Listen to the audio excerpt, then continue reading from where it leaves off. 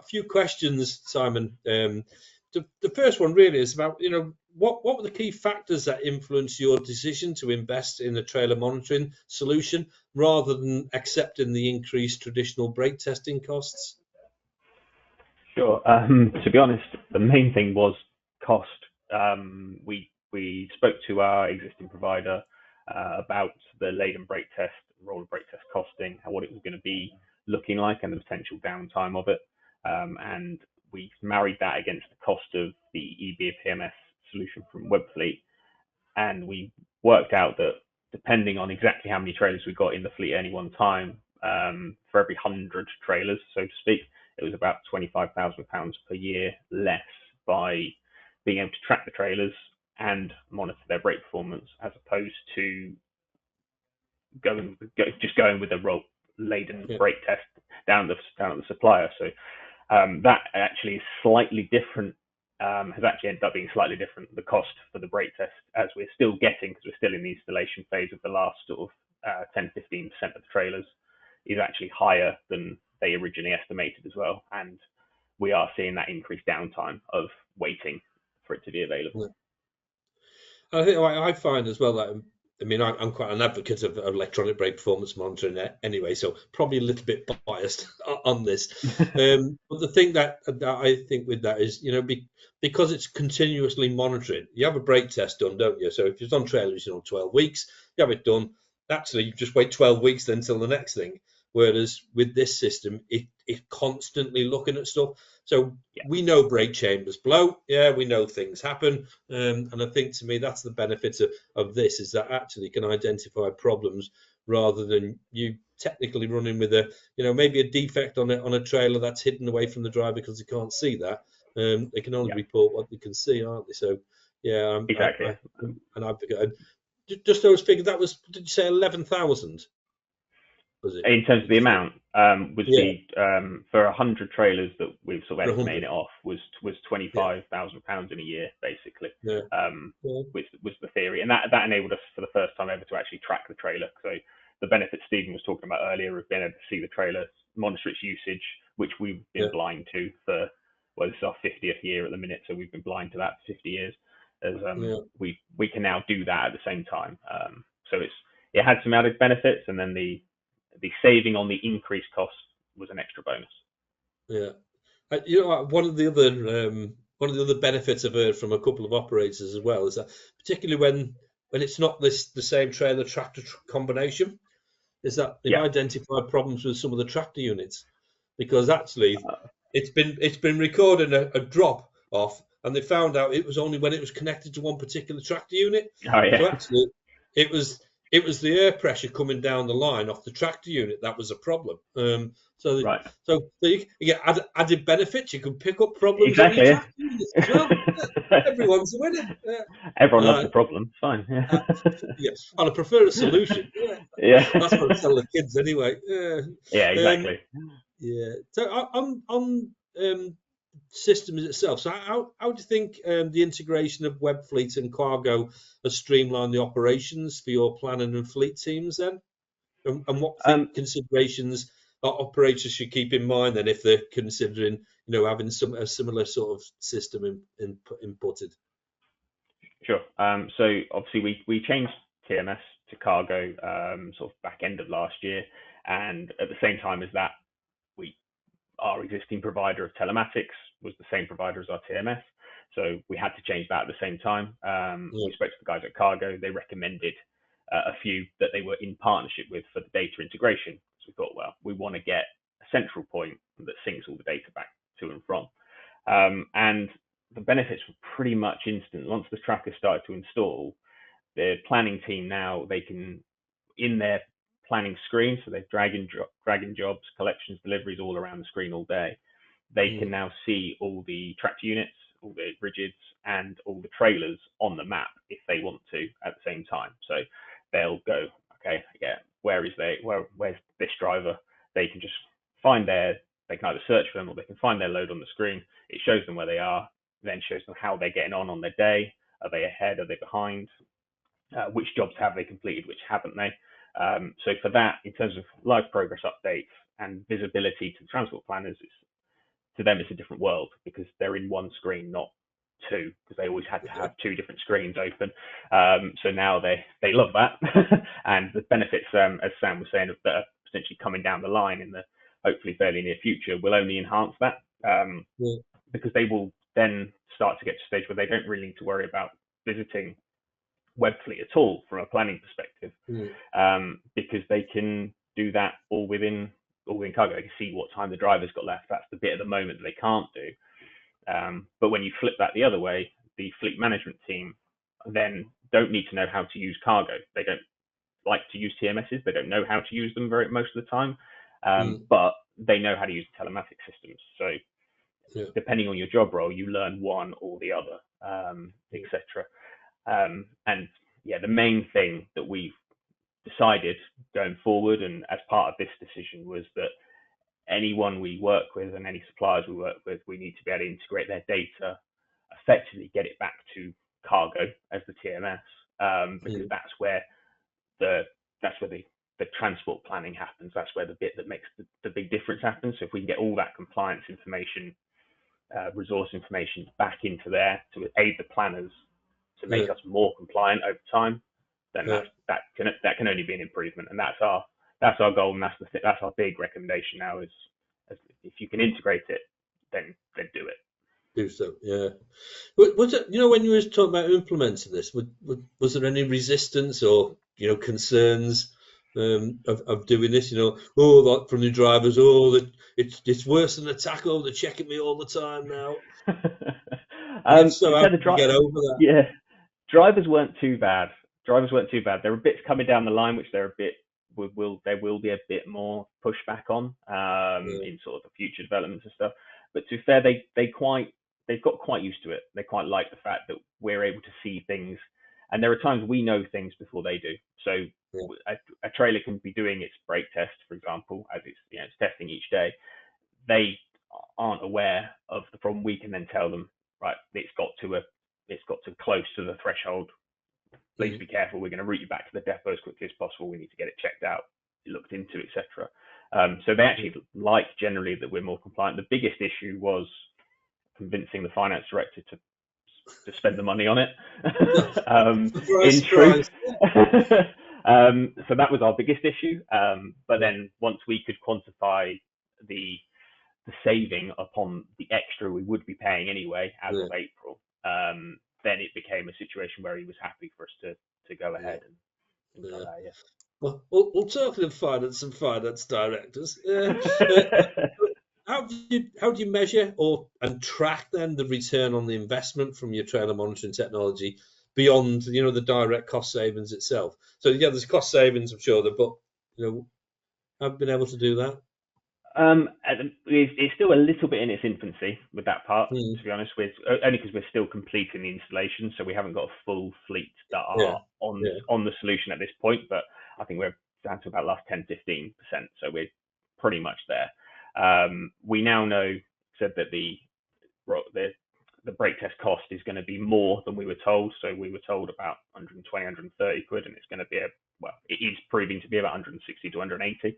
And we're taking a little longer, obviously. We've got to take the trailer down there, whereas we don't have to.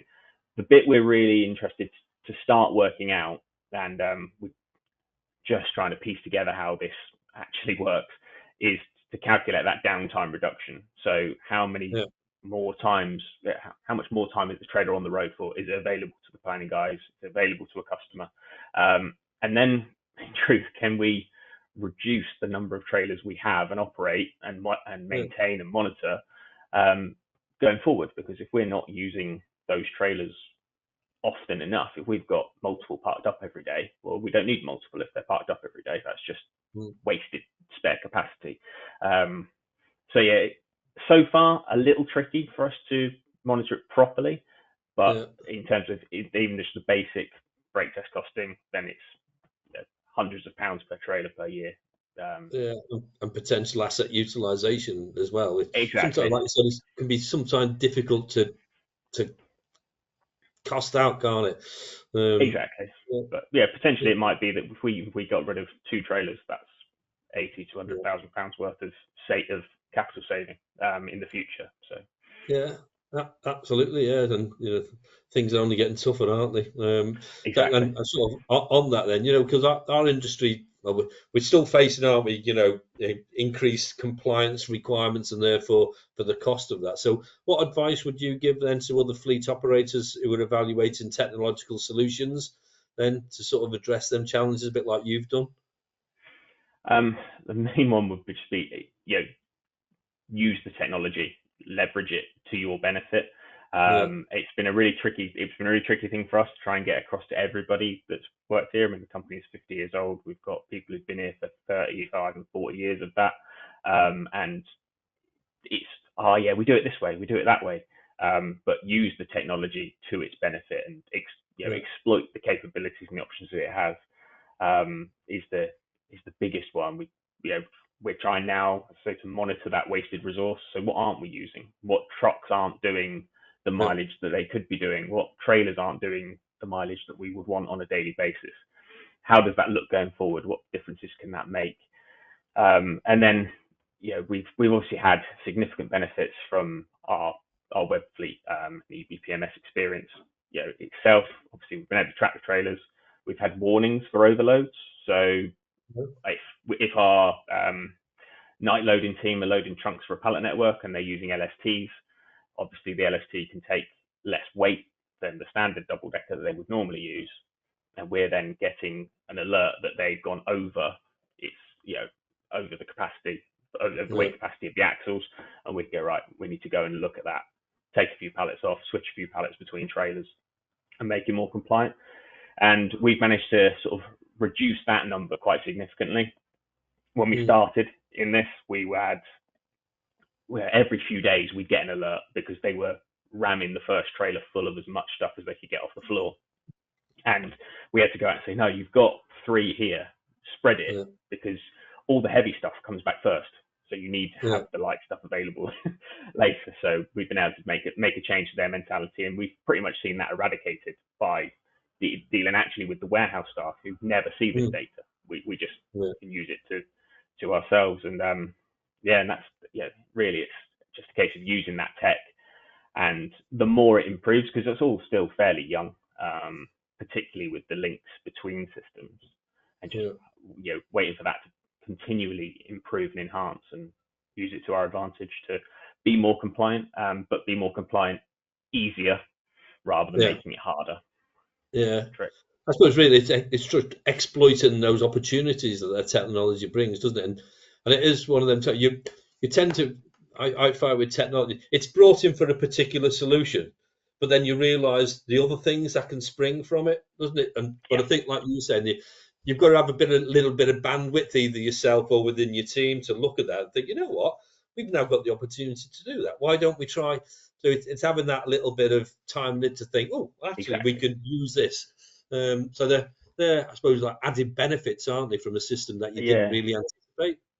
and then it's using the new bits that come out. So the guys at Webfleet and at Cargo will send us uh, updates on, here's a new feature, here's a new feature, here's a new feature, and Yeah, making sure we actually investigate it and use it. Because otherwise, yeah, if we don't, in 5 and 10 years' time, we'll just be using what we got 5 and 10 years ago, rather than the absolutely. a new Yeah, and improved systems that they are becoming as they go along. So yeah, that's my predominant task, is to keep on top of that and make sure we are using the changes that happen yeah. to our benefit. Yeah. Good, yeah. So then, looking ahead, then you're sort of doing that, aren't you? It's like peeling an orange. It's like another layer underneath. Then, what other areas of your fleet operations do you see having the potential for similar technological-driven efficiencies and improvements? Then, Again, a little bit like what Stephen was saying with the sort of things that can be monitored through Webfleet. So one we yeah, haven't done yet is tire pressure, and oh yeah, using the monitoring system for that. yeah, That's one that at the minute it's hard to cost out how much that would save us across mm, a period of time. But that's something that I think will probably become something we'll just end up having to do. It'll become a necessity rather than a desirable that it is at the moment. yeah, Obviously, with vehicle checks and defect reporting, there are apps and there are bits kit in place for that, but those becoming more intelligent and more integrated, so that if there's a problem with a truck, we get that information back to TMS, and then the yeah, planners can see that, oh, there's a problem with this truck. Don't, yeah, even if the driver thinks, oh, it's okay, I can carry on, they can then step in and stop that happening. And go, no, yeah, you've got a problem with the backlights or whatever. Therefore, we need to get that fixed before you leave. Then they yeah, can refuse to release them, give the paperwork, etc. Now, I think the big ones really are the driver performance and coaching elements. In truth, so you know, and which all leads into that sustainability issue that's a huge yeah, part of the problem in the industry anyway. So what do certain drivers do well and what do they do badly? How can we coach them and improve them and incentivize them to do things better? Yeah, mm, they're pallet network night trunk drivers, using their cruise control, constant speed processes, etc. Which, yeah, okay, a local driver can't do that because he stops start all day and he's changing speeds. If you're up and down the motorways, you should be able to do it. So using the tech which is within Webfleet to build a scorecard and go, mm, what do certain drivers do well, what do certain departments do well, etc. And then the big one for me, which I think is going to be the awkward one with our driving staff, is using the driver monitoring of sort of actually what is the driver doing. So the sort of AI internal camera scenario. oh, yeah, yeah, We're starting to go down that road and look into it. Again, speaking to the guys at Webfleet about that, Stephen and the team to have that monitoring of what actually is going on. Is mm, someone drifting off? Are they driving too long? If they're in their 10th hour, do they need to be in their yeah, 10th hour? And yeah, are we getting more alerts of the fact they're in their 10th hour every day or yeah, 15th their working hour, etc. So to be able to do that and again make us safer, make our trucks safer, make our drivers safer, and make those they contact safer as a result. yeah. You know what? I think I'll stop there on that safety bit. Yeah, and I think that's a great point. I think to finish on as well, isn't it? You know, we've got about the driver safety. So a lot of people see these things as threats, don't they? As opposed to looking after themselves, and it's only sort of with hindsight when they think, well, maybe I was a little bit tired, and maybe I could have avoided that incident or accident or that near miss. That Yeah, a lot of people don't report near misses, do they? Because it always feels like a criticism. But it's really exactly. about understanding that, because that near miss was a potential accident, wasn't it? So Yeah, yeah. In yeah, another day, that could be a problem. So yeah. always best So avoided.